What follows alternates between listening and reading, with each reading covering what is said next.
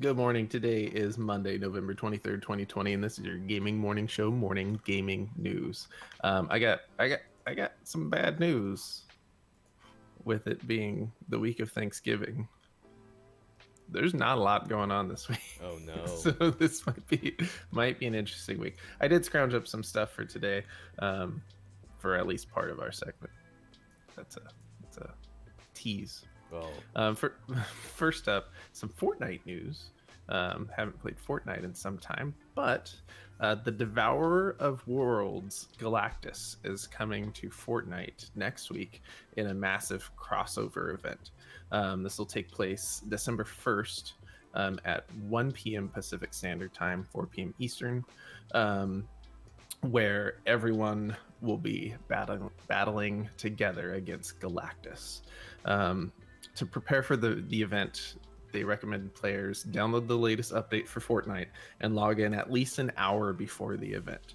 The event playlist should be up about 30 minutes prior to the start time, and then it'll theoretically start on time. They've taken measures to ensure more people can attend the event. Apparently, the last time they had one of these big crossover things, so many people tried and couldn't get in. So they're trying to make sure that doesn't happen this time. I'm probably not going to do it. excuse me, I have a question. Ryan Mhm. from the Gaming Morning Show. Mhm. What's a Yes. What's a Galactus? Galactus is the name of a big, evil bad guy from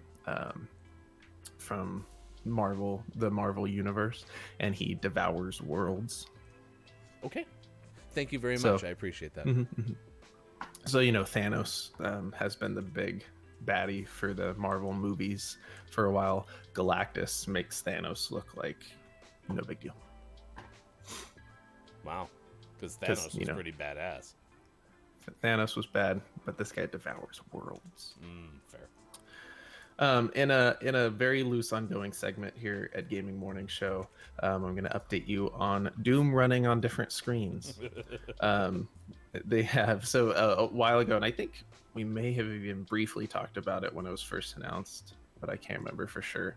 Nintendo came out with this Game and Watch system for part of their anniversary celebration, and it's just a little tiny console, and it plays Super Mario Brothers. It also functions as like a bedside clock, hence the watch part of Game and Watch. Someone has hacked it to run Doom on the Game and Watch, so good news. I mean, that this is the best thing I've heard since it was able to be played on a refrigerator. So, Steam, we talked about this last week, but Steam officially adds the PlayStation 5 DualSense controller support on Steam. This connecting it to Steam will allow Steam to access the DualSense's LED, trackpad, rumble, and gyro features, though there's no mention on current or future support of the adaptive triggers.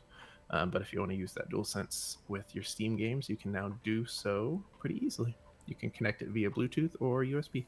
there is probably somebody out there who has no interest in owning a PlayStation 5 but wants the DualSense, and so instead of just buying the controller, as you can, is going to go out and get a PlayStation 5 because it's like, well, now I at least can get one that way too, and then it's going to sit there and collect dust on the side. Just sad. If that's you, give it to us. We will take it. And always last but never least, we finish off today's Game Morning Show morning gaming news with the world-renowned segment within a segment. This is what's out today. World of Warcraft Shadowlands out on PC. And for the most prestigious award in video game focused morning shows, your favorite segment within a segment within a segment, today's name in the morning is Nothing. There's nothing else, and I'm not giving it to World of Warcraft just by default. I like how Shadowlands is just, I refuse. Was everyone else just like, oh, Shadowlands is coming out? No, then we're not going to worry about it. We'll just debut our game tomorrow. Yeah, it being Thanksgiving week, there's this is by far the worst day in terms of out today. But the list is it'll be interesting. We'll see. I think we're gonna get even more like random little indie games with funky names, so it could be fun for us. All right, so I got some bad news though, because your segment went way too fast and I started tweeting way too slowly. I'm gonna need you to stretch, cause you know. Sorry. No, in the radio sense, like, Oh. can you stretch for me? Because here's the only other downside to the Gaming Morning Show morning gaming news on Mondays is some of the stuff that Sean finds is not necessarily within like the last 24 hours, so tweets are a lot harder to find and then send them out. Which, by the way, computer, could you tell us how to follow us on Twitter? There you go. Thank you very much. I appreciate it. All right. So what do we have? We'll take this opportunity to update on the BL6 console, of course Bud Light's video game console that we talked about last week.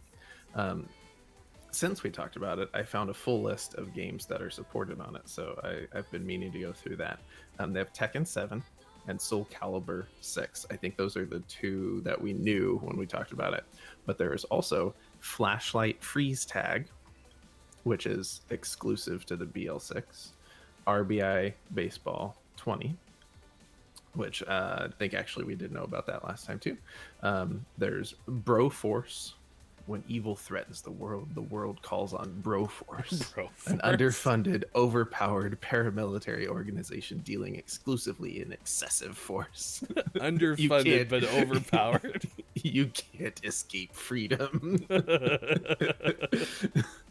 And then the last one is Six Puck, which is also exclusively on BL6.